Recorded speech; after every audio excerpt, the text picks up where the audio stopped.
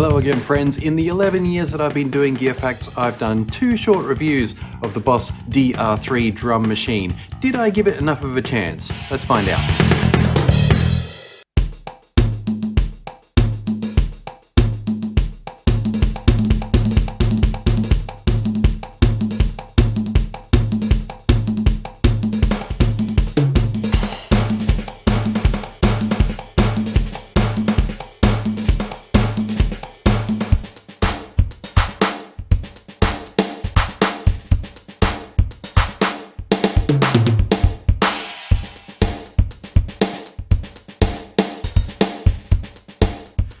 This machine does bass too, but in this video we'll be focusing more on the technical aspects.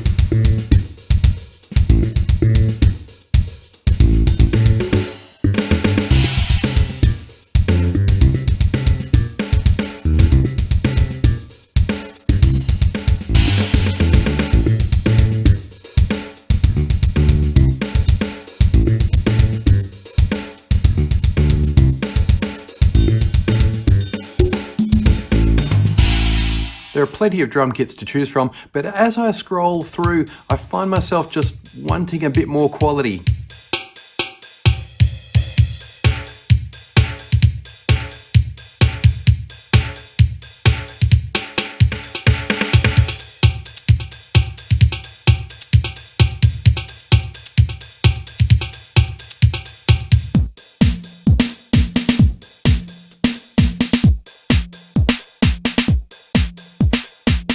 That's not game over though, because there is more quality to be found. You can modify the sound of these drum kits. This is something I didn't go into in my previous reviews.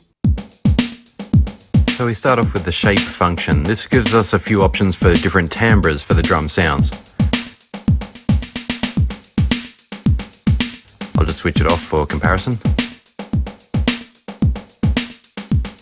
Pretty subtle changes, but I guess it's about expressing the vibe of the drums, getting the right feel.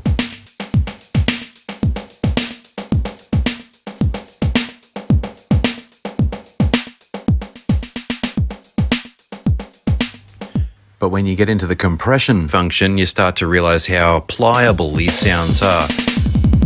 This is probably the most capable compression and equalization system I've used on any device. It goes way beyond boosting and cutting over several different bands. This has all the parameters you'd expect on a really professional EQ system.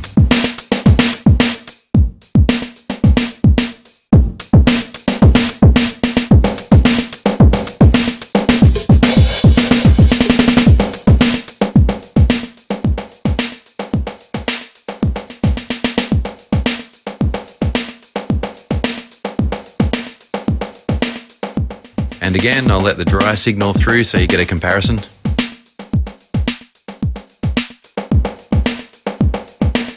Okay, and next we've got the ambience function, which is things you'd expect like reverb and room sizes, things like that.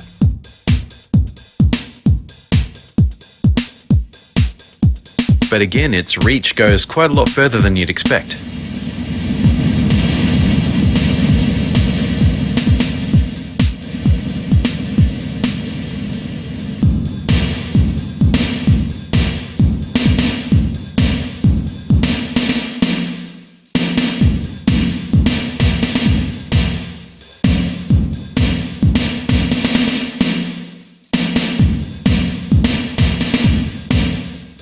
So there are actually plenty of reverb, compression, and sound shaping options. And now that I've set them up in a way that pleases me, let's just cycle through all the different kits we've got to choose from.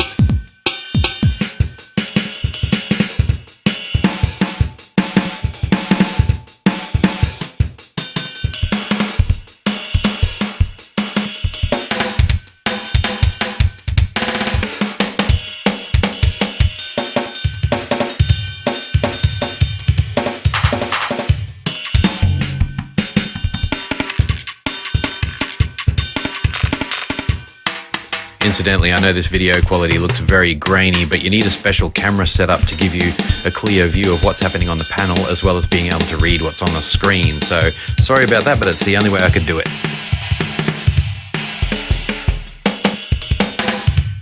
Let's take a look at sequencing now. The system can be a little bit of a menu dive using these up, down, left, right buttons here, but it's actually not that bad. It reminds me of the classic but very little known PMA5 from Roland, which is of course just another name for Boss. Here's a beat that I've sort of half constructed already, and I'll add a little bit more layering in real time.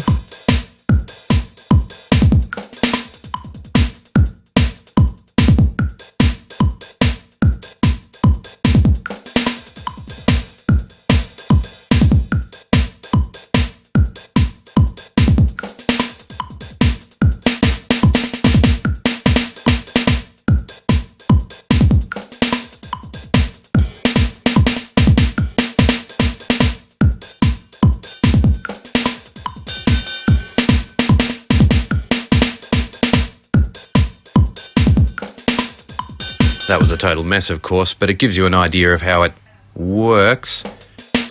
There's also a step mode if you don't want to use real time.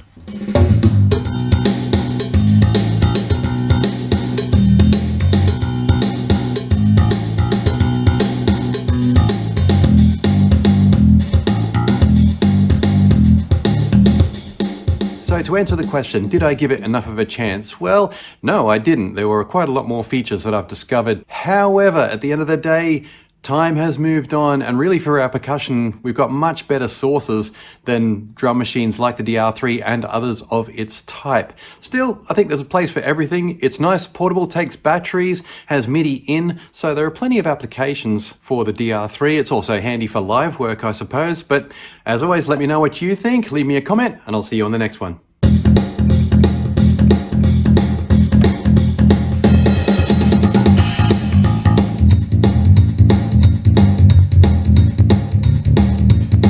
Now I got a really natural bass sound there.